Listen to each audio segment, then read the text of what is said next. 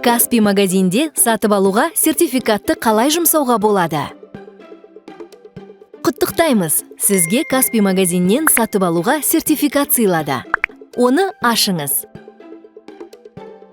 Енді өзіңізге сыйлық таңдай аласыз.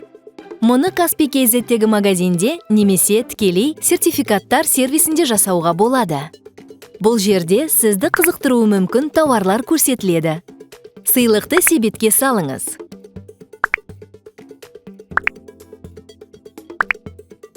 Жеткізу шарттарын таңдаңызда, тауарды сертификатпен төлеңіз. Егер ол жетпейтін болса, онда сіз қалған соманы Каспий Голдтан, Каспий Редпен, кредитке, бөліп төлеуге немесе Каспий бонуспен төлей аласыз. Төлеу деп басыңыз. Тапсырыс ресімделді.